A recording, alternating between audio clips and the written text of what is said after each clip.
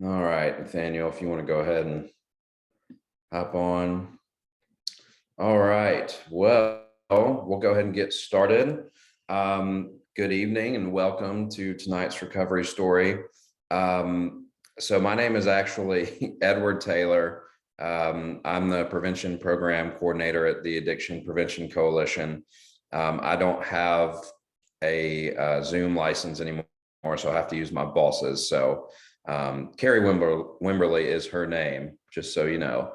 But I'd like to welcome Nathaniel Robinson, who will be sharing his recovery story with us tonight. How you been doing, Nathaniel? It's been a little while since I've seen you.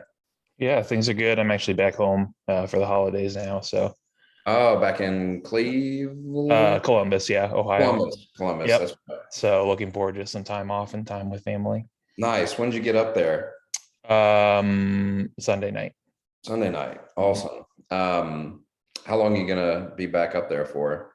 I'm coming back to Birmingham on the 30th. So Okay. pretty decent trip. Yeah. Yeah, awesome. Good for you.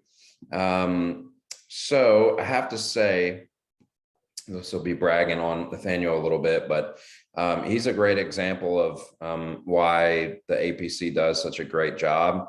Nathaniel actually reached out to us looking for volunteer opportunities. Nobody forced him, nobody asked him. And that's not to say, of course, that our volunteers are usually that way. But you know, the APC has so many outstanding volunteers, and I know for a fact that our impact in the community would be significantly less or lesser without volunteers like Nathaniel. So we definitely appreciate him. So after he reached out, I met with him. We had some really good coffee. I forget the name of that place. It was in 5 Point. I think Panache, yeah. Nash, yeah. I'm a big coffee guy. I just finished off a delicious cup, and I had never been there, so I was really excited to try it out. It was really good.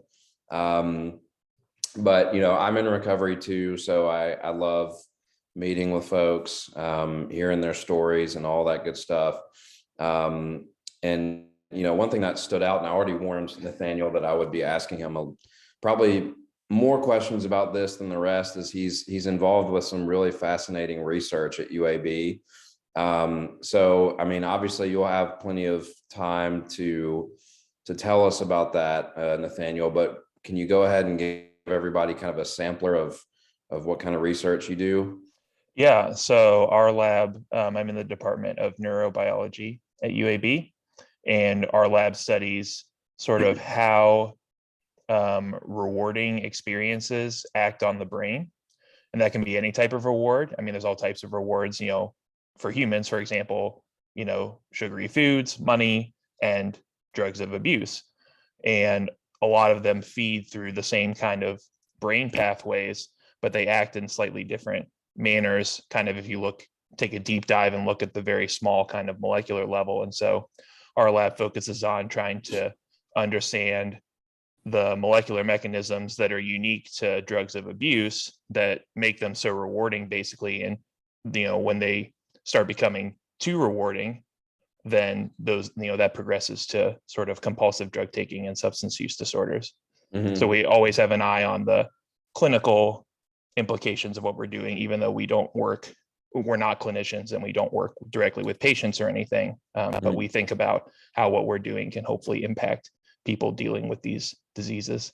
Yeah, definitely. That's, you know, without being, obviously, I'm not an expert on any of that other than being a being a person in recovery and a recovering heroin addict. So I know about the actual experience, but you know, there's definitely, most folks know, you know, that dopamine and the heightened or the increased reward or release of dopamine with, say, heroin or meth or anything like that. Most folks know about that, but there's obviously much more to it. And you know, it's really cool that y'all are working on that, and eventually we'll be able to see some results and how that can help people. So, but we'll go back a little bit. Let me make sure. I guess nothing's in the chat. Got a few attendees. So, and by the way, everyone who's on here, if you have any questions, just put them in the chat box, and we'll definitely, if we see any, we'll get to those at the end. But anyways, let's kind of go back to the beginning, Nathaniel, wherever you're comfortable with starting, and kind of tell us your story of addiction and life and recovery and all that stuff. Sure.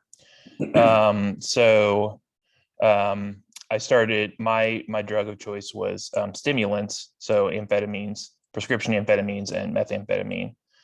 I used, I would say I had a true substance use disorder for most of high school. Is kind of when this was happening. I started using when I was 15, and the last time I used amphetamines was 2009. So around the time I went to college.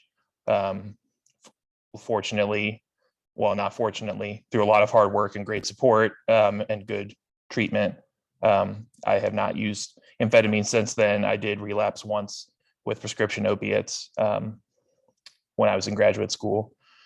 But to get a little deeper into kind of the origins, at the time I guess was looking for something to make me feel better. At that time I was dealing with what I now know was major depression, something I still deal with, but at that time I really had no insight about mental illness or knowledge about mental illness. I was very ignorant of all that. I sort of had this view that a lot of people battle with or still hold, that it was something was wrong with me. This was a character flaw. This was something that I could get through on my own without anybody's help, through kind of sheer willpower. I just didn't understand all the science and how people view these things as diseases, and didn't have a good vocabulary for even kind of articulating how I was feeling. You're supposed to just shake it off. That's all. Just shake it off. Yeah, and that was proving great advice. Yeah, that was proving to be increasingly difficult. And in parallel with that, I was always a very good student. The expectations for me academically from myself and from others were very high. And as my depressive symptoms grew worse, and I wasn't dealing with them really in any healthy way, I looked for ways to sort of, I wasn't interested in things. I didn't have much energy. My focus was off and things like that. And I sort of developed some disordered eating, and I said, well, how can I have to do well in school, and I have to meet everybody's expectations, and I have to meet my own expectations. What magic bullet can I use to make that all happen? And to kind of push through or suppress, all these feelings I was dealing with. And I found that a convenient answer, or what I thought was a convenient and sort of very kind of all-encompassing way to do that, was to start taking amphetamines. So, I found, I guess through a combination of my own looking into it and talking to my peers and stuff, because kids that age, or college age kids and stuff, a lot of times to cram for an exam or something like that, we'll use Ritalin. People have prescriptions that they sell and stuff like that. So it was not hard to get from somebody at my school. I tried it. It really didn't have any effect at first. So then right away, I started escalating the amount I was taking, because I really wasn't seeing any effect at all until I got to the point. It was a very small window. And once I crossed over that kind of threshold, it had kind of all the effects I was, I guess, desiring, which was I had way more energy. My appetite was suppressed, and I just was more bubbly, I suppose. But it also had the euphoric effects. It made me feel good. And I did, for most of my life, I hadn't ever felt good. And that, I just didn't, that was so almost overwhelming. Because I was like you said, all that dopamine and serotonin that get released. And it's just like that first high. I'm sure I know you can relate. I'm sure a lot of people listening can probably relate. There's just no even way to even describe it, other than it was just an incredible, just purely good feeling. Yeah. I mean, the best way, because you're right. I mean, and anybody who um, doesn't have hasn't had that experience, it's really difficult to explain it, or describe it accurately to them. I for a while my strategy was explaining, the certain like regular dopamine releases for stuff like sleeping, eating, having sex, and then all basically, like, I think having sex or something was like the highest one naturally, and then you skip like all the way up, and you have like IV drugs. Yeah. I was an user myself, and it's like, or not even that, even other drugs, it's like 1,000 times more. But when that doesn't get through, what I do is I say, basically, because my experience was just like yours, it was just with opiates. So like I finally, all my insecurities and anxiety melted away, and on top of that, I felt the best I'd ever felt in my life. Like, it felt like I suddenly was getting something about the world that everyone else had been getting all along. Like it was the last missing piece of the puzzle. Those are my best attempts to describe it, but you know it's intense. It's Yeah. a spiritual experience, just in the wrong way. Yeah. That's a like describing it as capturing something that other people seem to have naturally is a great way to put it, because that's Mhm. exactly how I felt. And it's kind of what I was looking for too, because everyone else seemed to, this is so strange to say about a high school student, because nobody in high school has their stuff together, but it just seemed to me that everybody had all their stuff together and everybody was happy and stuff like that. And I was chasing that high of sorts, in addition to like the true high I got from the drugs. And so from there, um, you know, I was like, great, this magic bullet did exactly what I wanted. And then I rode the slippery slope from there. My usage escalated, and it went from, the best way I can describe it, I think, is, I sought out drugs initially because I was suffering. I was in emotional pain and I wanted something to alleviate that. Then I got the high. I got that great Yeah. feeling. I was chasing that. Well, that goes away, as we all know. We develop tolerance, and then it becomes, you're taking more and more drugs just to overcome withdrawal and to save off pain. I mean, it becomes less about it feeling good and all about not feeling bad. Mhm.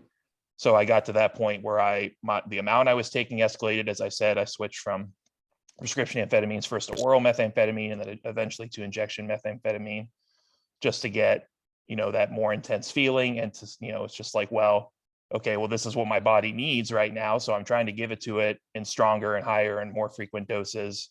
And of course, that just makes the higher the highs, the lower the lows, right? I mean, I would Mhm. just crash, I would withdraw, and somehow, well, to whatever extent it did give me more energy in the like immediate term, after I would take it or whatever, Mhm. all of that energy went to my studies. So I was still able to remain a pretty good student, but Mhm. basically every other aspect of my life suffered.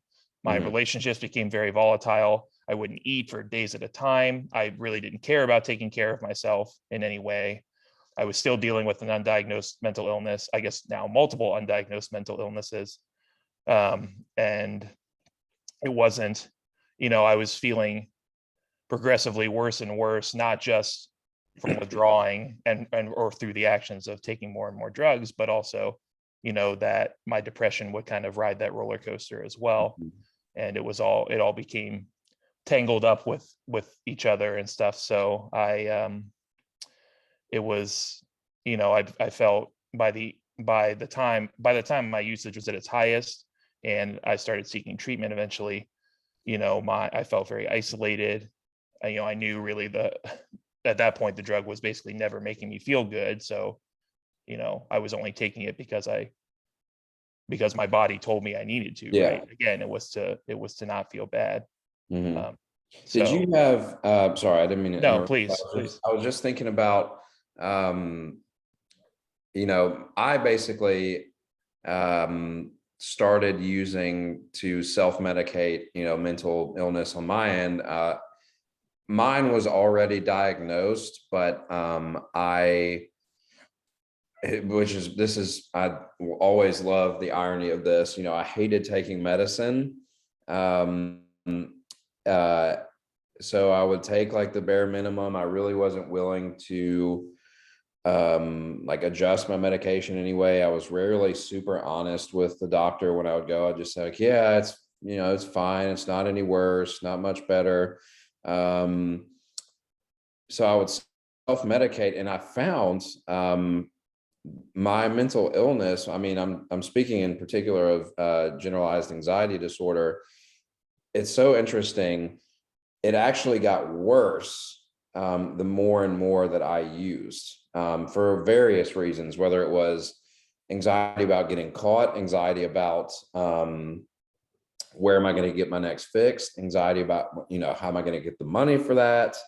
And to the point where I was having, that was kind of manifesting itself, that heightened anxiety in like different physical ailments, like severe, like go to the ER migraines, like call the, severe migraines, rashes, the weight loss, that was more just, that happens almost always with using opiates. But it's so interesting, and if not a migraine, then just constant headaches. And so it's so, I don't know if did you have any experiences where your mental illness was actually worsened in the long Yeah, run with yeah, use? definitely. Because really what I think happened was eventually I stopped getting any euphoric effects from the drugs, really. So they Yeah, wouldn't really counteract whatever baseline, I guess if you want to call it that, baseline depression I had. yeah, And then yeah, when I would feel terrible after I'd crash, then I would just feel worse. It yeah, was depression plus that. It was just like a continually sinking to a new low, basically. So yeah. it absolutely, whatever course my depression was on at that point, it absolutely, I think, accelerated it or made it worse.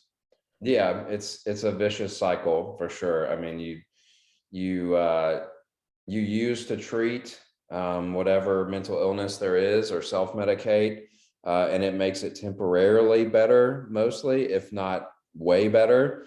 But it slowly but surely over time, because I was thinking when you mentioned depression and stimulants, and I started thinking, God, the detox process off of that already is like depression or similar to depression. Yeah, So if you already have depression, wow. yeah, it was pretty gnarly at its worst. And yeah, you know it's just self-medication doesn't work. I think we No, can no. safely say that. But it's not to say that I was necessarily even equipped to do anything differently. Now, of Yeah, course, I could have, articulated to someone how I felt, and that certainly would have helped. But like I said, because sort of I was so ignorant about mental health. It's not something my family really ever talked about. In fact, I have somewhat of a family history of mental illness, but I have a strong family history of people kind of like repressing talking about their feelings. yeah, And so I grew up in that environment and did the same thing. And so it's not to say that if someone starts self-medicating that they're a screw up, or they're bad or something like that. It's all based on the context of how they were raised and where they're living and their environmental circumstances, I think, too. yeah, yeah. I mean, self-medicating is, first of all, it's obviously it's a cry for help. But also, I mean, I did it at work the first time. You know what I mean? Like, it makes perfect sense if somebody Mhm. does that, and it seems like it works better than anything else they've ever tried, even if they haven't tried much. It makes sense. But yeah, it's not a sustainable, treatment course of any kind. But Mhm. but go on, and because I I want to make sure I dig us out of the addiction hole and get us to the Mhm. recovery hole. Yeah. So, I first ended up getting treatment for depression before I would say I per se got treatment for my substance use disorder. I Okay. was actually hospitalized. That's how I got connected for treatment. That's how I got a diagnosis. First of all, I was in an inpatient psych unit, and I got diagnosed. That's the first time I'd ever heard the term major depression. That's the first time I'd ever heard about antidepressants, ever been taught, had a discussion about getting connected with a therapist. So when I was discharged, I was set up with those things. I was put on a prescription for an antidepressant. I was connected with a therapist. I was very fortunate that my therapist specialized in sort of adolescents and young adults. Mm. So he was, I mean, like, I think it could have, I was very, I was very fortunate. I don't want to say that as if to say, like, I think most therapists out there are highly qualified to deal with these Mhm. issues. So I don't want to say that, like, it was a needle in a haystack and I happened to get that needle, because that's definitely not the case. Um, so, I was on a treatment plan for depression. At that point, I was so physically dependent on the drugs that it was, and I would say I wasn't ready to, maybe ready to admit that, or at least I just, even if I could talk about it, it was just hard physically to Yeah. feel like I could get to the point where I wasn't using them.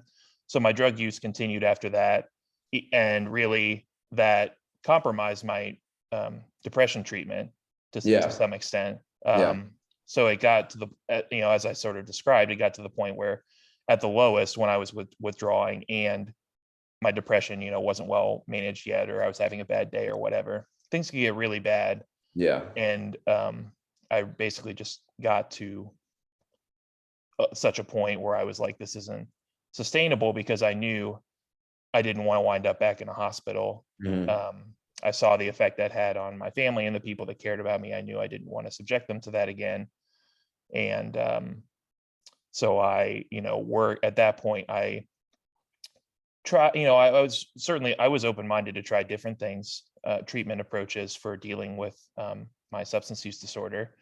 What really ended up helping me a lot, and in general, I've tried individual therapy for depression and for addiction. I've tried group therapy in various forms, even like intensive outpatient programs and things like that. I do best in a one-on-one setting Mhm. personally. So I worked very closely with my therapist. We developed a plan that was targeted. It sort of managed both things that were going on with me, and those were Mhm. interconnected, but they were also just, they had distinct features. So and I started seeing him more frequently, and he gave me more. I did a lot of what's called cognitive behavioral therapy with him, for those that are familiar with that. And that is sort of a, I don't want to say academic approach to mental illness, but it's, if you contrast it with, say, psychoanalysis, where you talk a lot about what happened to you as a kid and your experiences and stuff like that. This is a little more about learning the vocabulary that I didn't have. Mhm. So I also found that extremely helpful, and I was able to better articulate how I was feeling. I was better able to recognize when I was engaging in self-destructive thought patterns, or tempted to engage in self-destructive behaviors. So it was several years of pretty intensive cognitive behavioral therapy that was the foundation of my treatment approach. And then, I sort of coupled that with identifying, I guess, what I would call my core support network, Mhm. and being very open and honest with them about, here's how I've been struggling, here's why I've been struggling, here's what I need from you. Seeing who was on board, which, pretty much everybody was, and they care about me. And so, it was really those two things um, that got me on the road to recovery. Great. Awesome. So did you, when you decided to stop, or let me rephrase that, when you decided it was time to make a big change as far as your consumption, like your use of meth, because it was at that point at the end it was just meth. Is that Yep, correct? correct. Okay. Um, when you made that decision, did you uh, go through like a detox program, or was it straight to like outpatient type, or individual, just purely individual I therapy? never did like an inpatient detox type situation. We were able to we were basically able to do sort of a medically managed withdrawal, I guess you'd say. Mhm. I'd been on that, in the valley of withdrawal, so many times that I knew it'd be hard, but also, like, I feel like I was equipped to deal with it, like, push Mhm. through it because of those experiences. Because the real difference wasn't so much that this withdrawal was any worse than any of the others necessarily. It was that now everybody else the light had been shown on what was going on. Everybody else was in the loop, so they could be Mhm. there to support me, when I felt, Accountability and yeah, exactly. So it's like if I was tempted to, use drugs to stave off the withdrawal, then people would say that's not the way. So that was the real difference, I think. okay.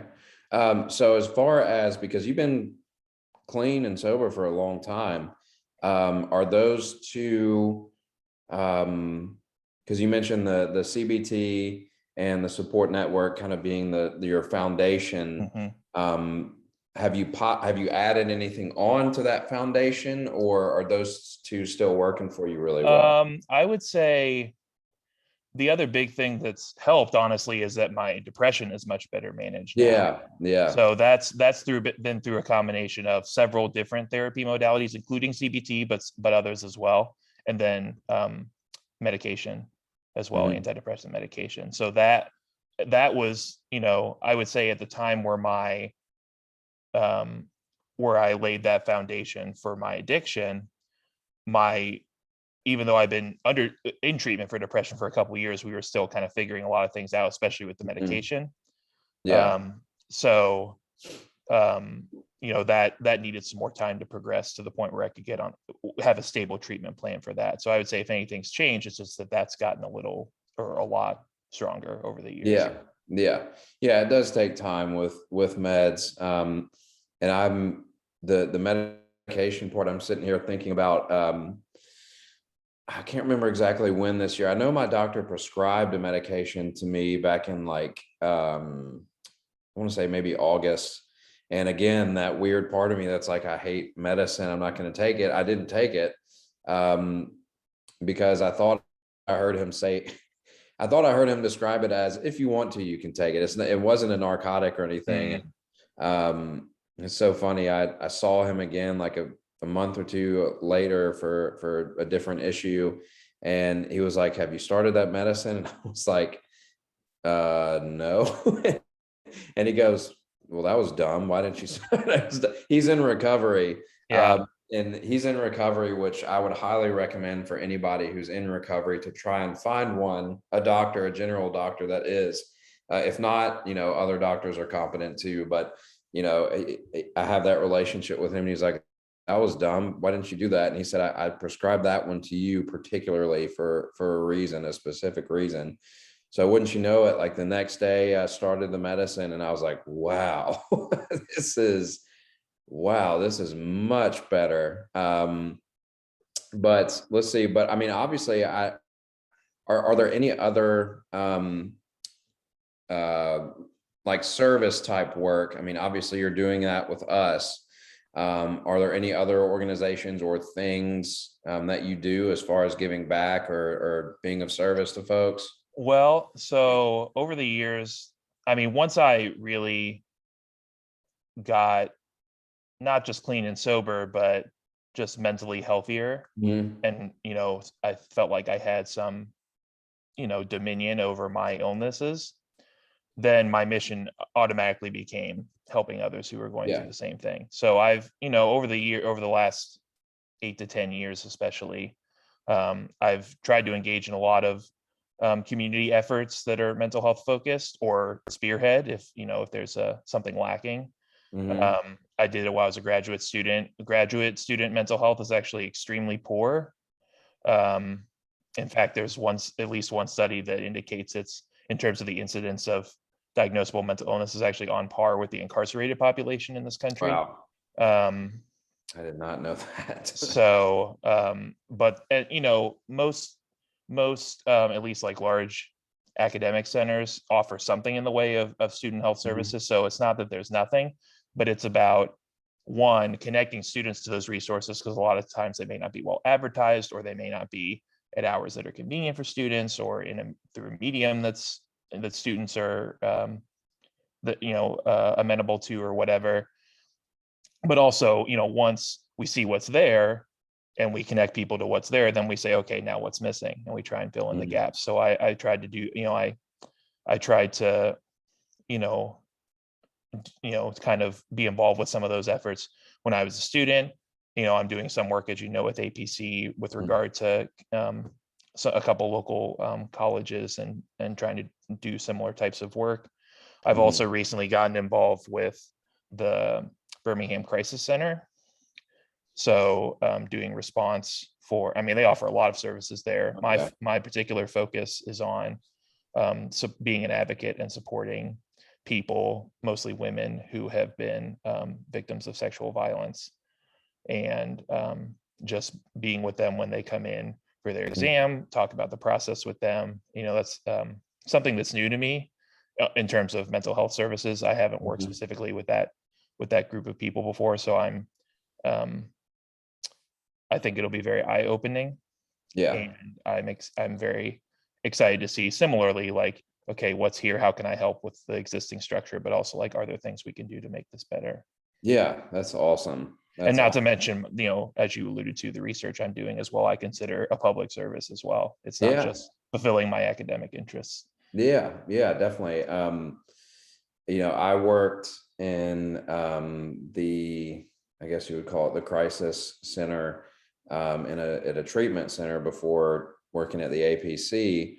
And I just was thinking about how some of the true, well, all of the calls were crisis calls, but the more intense ones, those were always, well, at first they were very intimidating. Hearing someone in true crisis mode on the other side of the phone, Hmm. there's a tendency to like freeze or just kind of not really know what to do and just Yeah, or say get whatever. triggered. I mean, that can be Or triggering too. yeah, Oh, for triggered. sure. But eventually, anyone who does it and sticks with it finds their style, and eventually, those calls, even though they never get super easy, those hard ones are always super rewarding. So I was just thinking about those situations you just mentioned at the crisis center. Excuse me.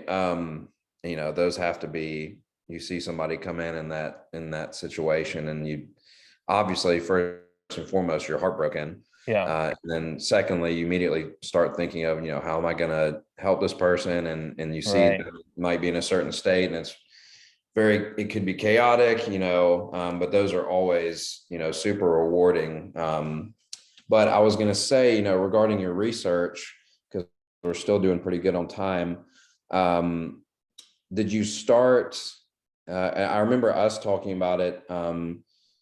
Is this the same kind of research that you were doing? Is it a continuation of what you were doing in grad school, or is it slightly different?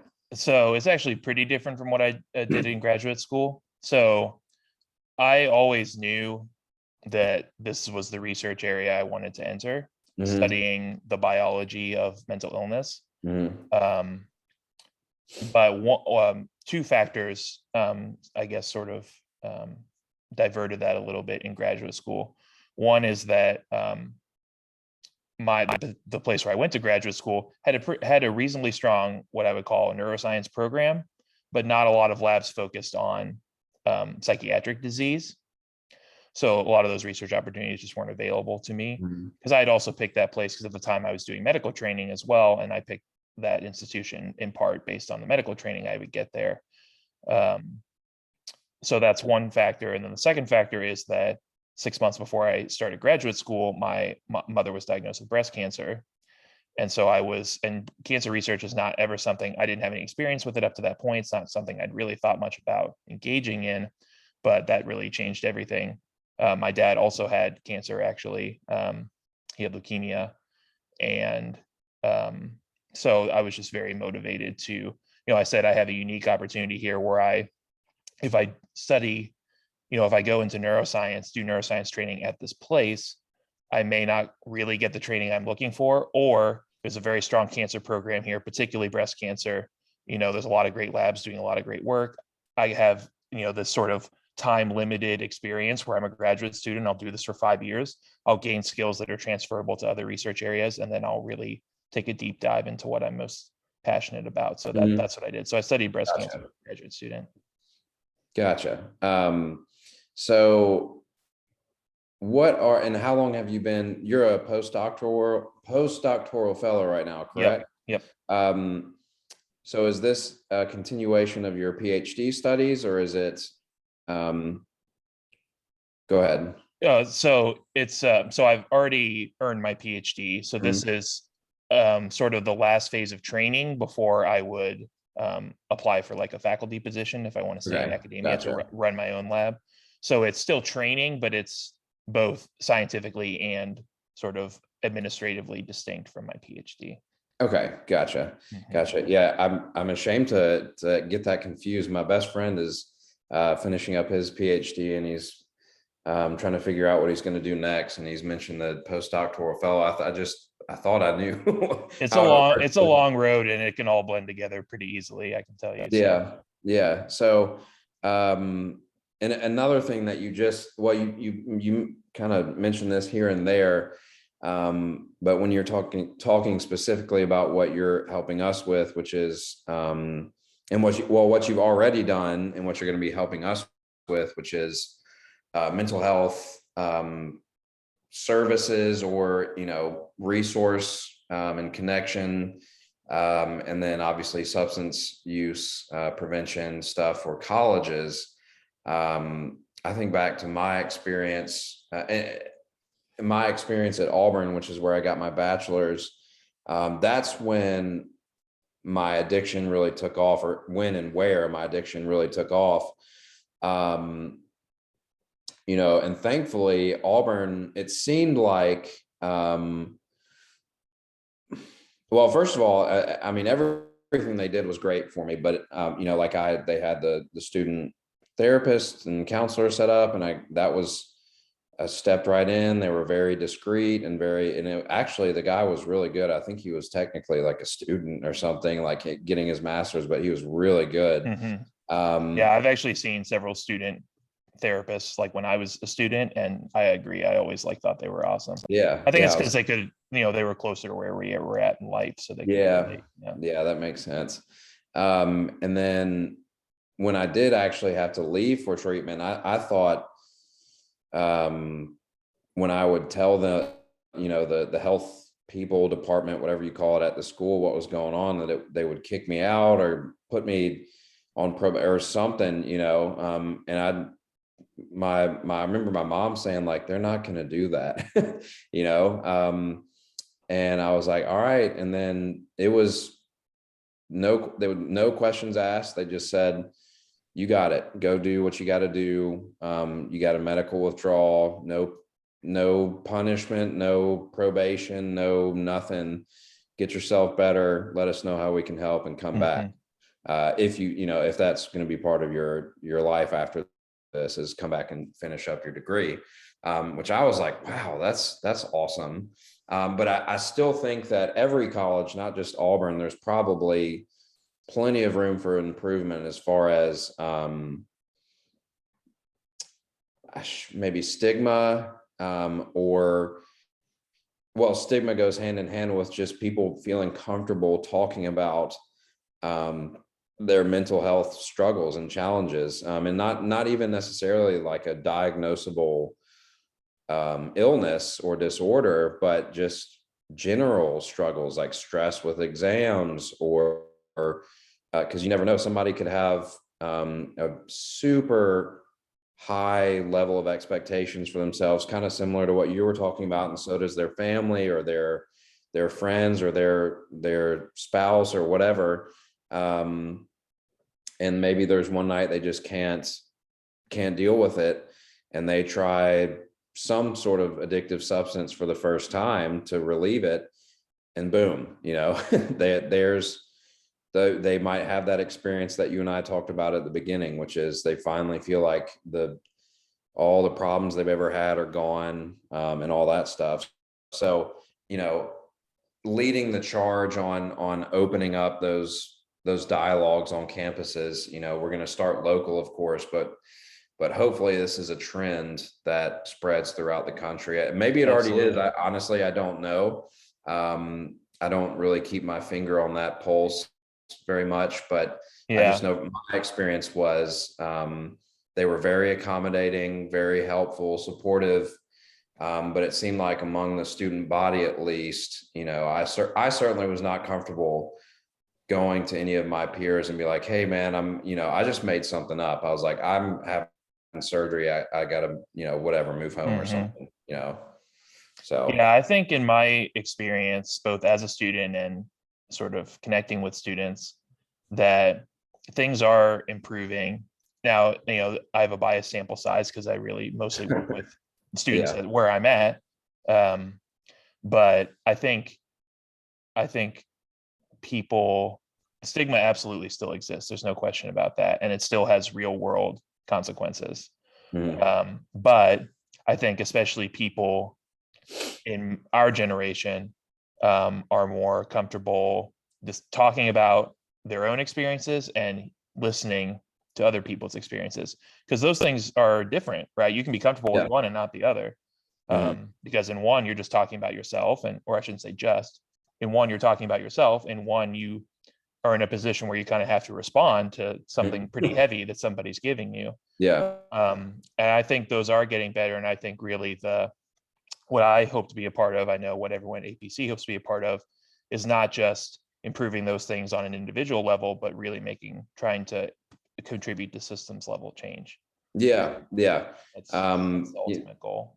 yeah. I mean, I know we do a lot of stuff, in like middle schools and mostly high schools, but Hmm.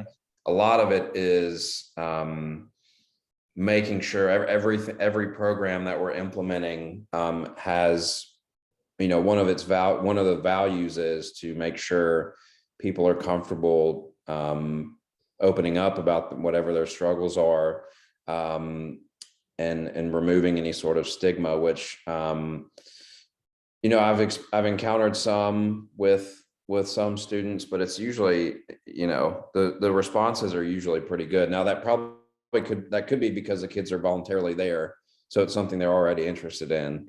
Hmm. But I think back to like the time that I was in school, it would have been a different story. So, and then obviously the stuff you're helping us with in colleges, that's kind of a,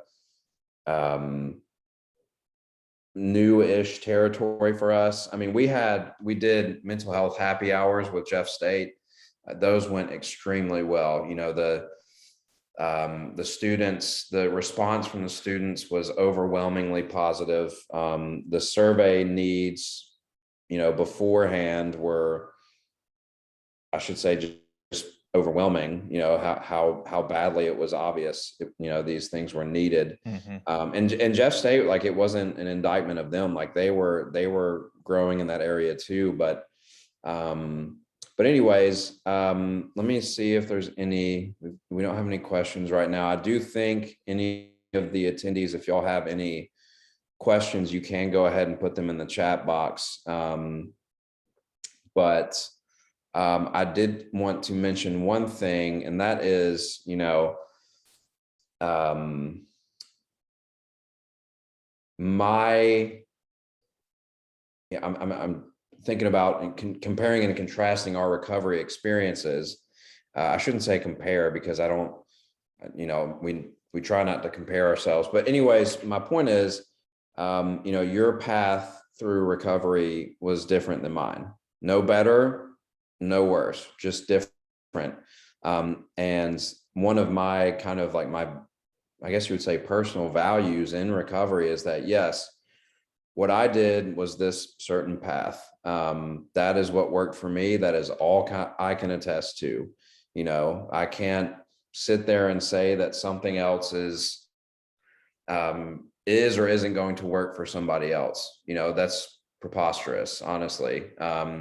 I can say that, like, the stuff that worked for me probably will work for you if I'm a recovering heroin addict. So if somebody else comes to me for help and they're a recovering heroin addict, I can be like, yeah, I mean, the stuff that worked for me, probably good chance it'll help you, but I don't know for sure. If somebody wants me to be their sponsor in the 12-step fellowship that I go to, and they don't like it, that's fine. I just want to help them, so whatever it is. And, that's one of our, at the APC, we just want to help people in their recovery, get to recovery, avoid recovery. But for folks that are in recovery, like, it's there is no favoritism as far as a method goes for getting into recovery and then sustaining it. You know, it's different for every single person. Mhm. So let's see if we don't have anything in the chat box. Did you have anything that you wanted to add, Nathaniel? I think, you know, because I don't know who among the attendees or whoever might hear this later on might be someone actively battling addiction versus living in long-term recovery already versus a loved one of someone who is at one of those stages. So I would say, as a little kind of to echo to what you said, as someone living through that experience firsthand, you know, as someone who's dealing with addiction or living in recovery, yeah, you know, getting help is the start of a journey. It's not, I mean, it obviously, it hopefully ideally grows to the solution, but it's a journey. And, you know, I think that while there are, to some extent, you know, you can say things that are pretty universally true. Like, for example, if someone's struggling with that, saying, find someone you can talk to about this. I think that works for everybody. Yeah. But it's not to say that the person I talk to in my life, like a parent or a best friend or whatever, is going to be the right person for somebody else. So I think for those who are supporting people through that journey, to say, you know, to always, or I should, you know, to be willing to be that person for somebody Yeah. and to listen more than you talk, not just about what they're going through, but also what their needs are. Because even if they may not per se need you in that moment, they may not need you to, you know, hear them vent or whatever, or that they may say something that they need that you know how to connect them to, or you know someone who knows someone how to connect them to, or whatever. So you can still be a vessel for helping someone, even if it's very easy, I think, for people in that position to feel powerless, because, you know, this disease may be ravaging someone that they care deeply about. And I guess what my best advice I can give, or whatever, if you consider this wisdom, is you're never powerless, but also you cannot cure this disease single-handedly. It's important to acknowledge both of those things, because there is always something you can be doing, even if it's just sitting, listening, and saying nothing. But also, you cannot do everything, because one, these diseases are complex. They take they take up to a lifetime to recover from. And also, you know, the person going through it, your loved one, has to be at a point where they have enough insight to admit there's a problem and to feel like they have the agency to do what they need to do as a part of that recovery as well. So just being willing to be a facilitator, but giving yourself some space and grace to say, I can't do this for them single-handedly either, I think are equally important things to acknowledge when you're going through that. Yes, that's perfect. That's what a great ending. I feel like I shouldn't stain that with any of my commentary, but I will definitely reiterate that. You know, I would say to anyone who's listening who might be in active addiction, or anyone who watches this at any point, you know, both Nathaniel and I are here living, breathing examples of, like, we struggled the same way that you did, and we're on the other side of it now. That's not a matter of boasting or ego on our parts. You know, we're not any better or different from yeah.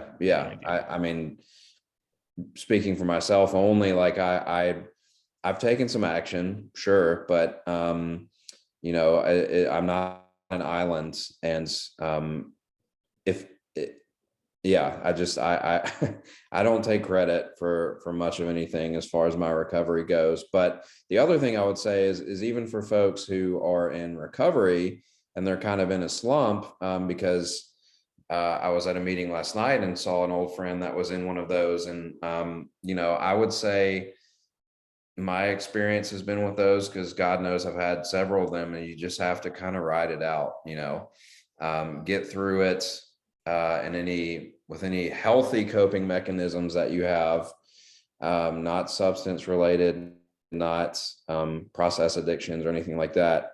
But you know, the pot of gold at the end of the path, or whatever you want to call it, is you'll be stronger for it on the other side. And then you will have that confidence to know that, like, hey, when this happens in the future, I'll be fine.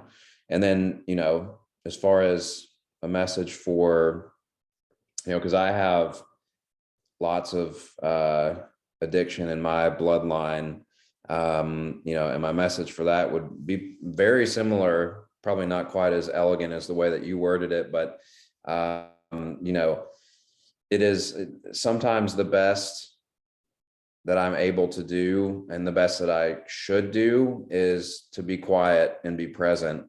And on top of that, sometimes not even that, sometimes the best that I should do is not involve myself with, you know, the active addiction stuff, but just be an example of recovery, you know. And I don't mean that as like in the standard way, but what I mean is like showing them that it's possible, you know. So like, because I remember specifically one time I was dope sick on the couch, and this guy showed up to where I was staying. I was staying at my parents' house at the time. I had convinced them that I wasn't in active addiction. I don't know how I did that, but I just said I had a stomach bug. And this guy showed up to meet my dad to go fishing, and he was in recovery, and he knew immediately what was going on. But I just remember like seeing him, and he just kind of had this look in his eye, like he didn't say anything. He didn't make a big fuss. He didn't tell my dad like, hey, your kid's obviously in withdrawals. He just said hello and had a kind of a twinkle in his eye. And surely I don't remember, but I'm sure he relayed the message to my dad that if I wanted anyone to talk to, then I had him. And that was it. That's all he did. That's perfectly fine. You know, that tactic is not only perfectly fine, it's might be best for some people, to let them know that you're there for them when they're ready, you know. So all right, we don't have anything in the chat. Nathaniel, I really appreciate you coming on here, man. And obviously everyone at the APC is super appreciative of all the stuff you're getting involved with us in, and there's going to be a lot of good stuff in the future. Yeah, well, I'm equally grateful. Looking forward to it. This is I would say the most public forum that I've discussed this in. And I'm fortunate to have that opportunity. I hope that it helps somebody out there. And yeah, I'm always blown away by the breadth and quality, like amazing work that APC is doing. So I'm excited to be a part of it. Yes. Awesome. Well, I appreciate that. All right, folks. Thank you all for showing up. This was recorded at some point. I'm not sure when. It'll be on somewhere on our website. It won't, don't worry, Nathaniel, it won't be posted on the front or anything, but this will be accessible to y'all in the future if you want to play it for someone. And of course you can, I'm actually glad I'm talking. I'm going to put my email in the chat box. If you want to reach out to us for any reason, please reach out to me. If you want to get in touch with Nathaniel, we can make that happen. No problem. Take a look at our website, take a look at the stuff that we do. Y'all are probably already familiar with that if you knew about this. But, you know, also the holidays are coming up. So, you know, for folks in recovery, there's no telling what can happen. So just, you know, be supportive of your loved ones if they are the ones going through the holidays in recovery. If it's you yourself, don't be afraid to maintain your boundaries. Don't be afraid to indulge in some self-care if it's just too much and you got to go take a bath or go for a walk or whatever. But we appreciate y'all, and hope y'all have a happy holidays. Yeah, thank you all so much. Thank you, buddy. Yep, absolutely.